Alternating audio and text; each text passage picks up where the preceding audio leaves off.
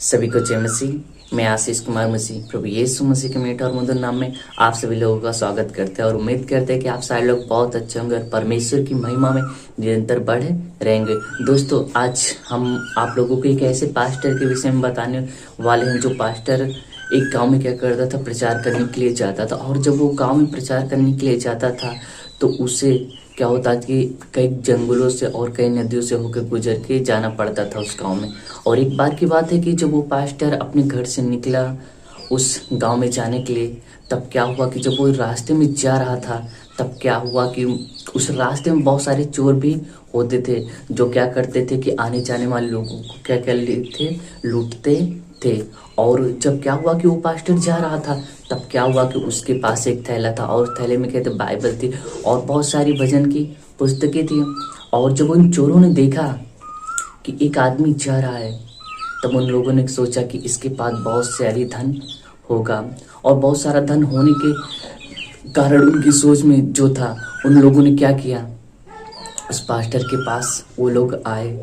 और पास्टर के पास आने के लिए उस पास्टर को लोगों ने क्या किया, मारना चालू कर दिया। और मारने के बाद वो लोग क्या करने लगे, जिस थैले में बाइबल थी उस थैले को क्या करने लगे, उसे छुड़ाने लगे। लेकिन वो पास्टर क्या कर रहा था, उस थैले को छोड़ ही नहीं रहा था। लेकिन क्या हुआ, एक ऐसा समय आया कि उन लोगों ने इतना मारा उस पास्टर को कि वो पास्टर एकदम मान के चलो एकदम उसकी हालत बहुत ज़्यादा गंभीर हो गई। और उन लोगों ने क्या किया, उस थैले को छुड़ा लिया जिसमें बाइबल थी और वो लोग उस थैले को लेकर वहाँ से भाग गए।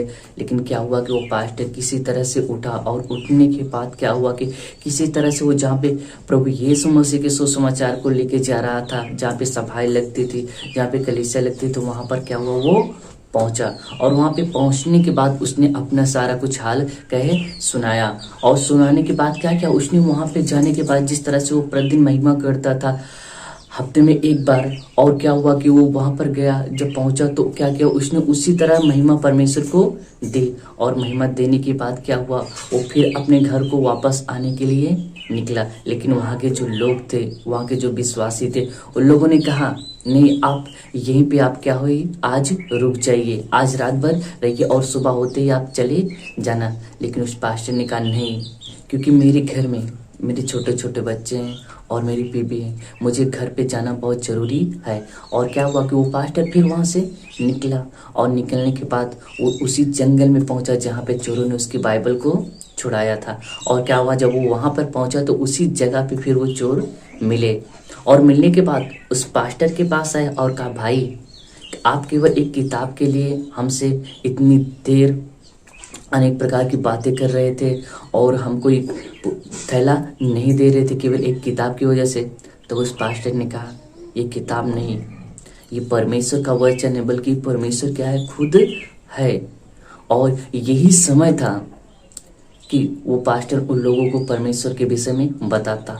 और क्या हुआ कि उसने उस मौके का फायदा उठाते हुए पास्टर ने क्या किया, उन लोगों को परमेश्वर का सुसमाचार बताया और उस पुस्तक के विषय में यानी बाइबल के विषय में भी उन लोगों को सब कुछ बताया। और वो जितने भी चोर थे उन सारे चोरों को क्या हुआ, मन बदल गया और उन्होंने क्या किया, परमेश्वर को ग्रहण किया। और ग्रहण करने के बाद क्या हुआ कि वो पास्टर फिर वहाँ से निकल आया।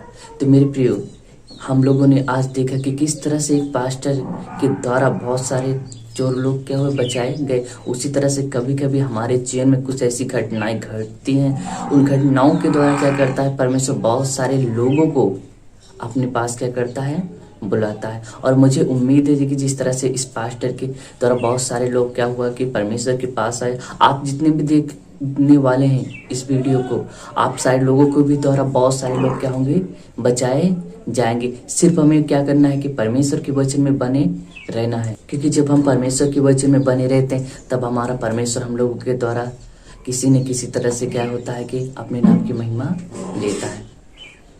सभी को जय मसीह।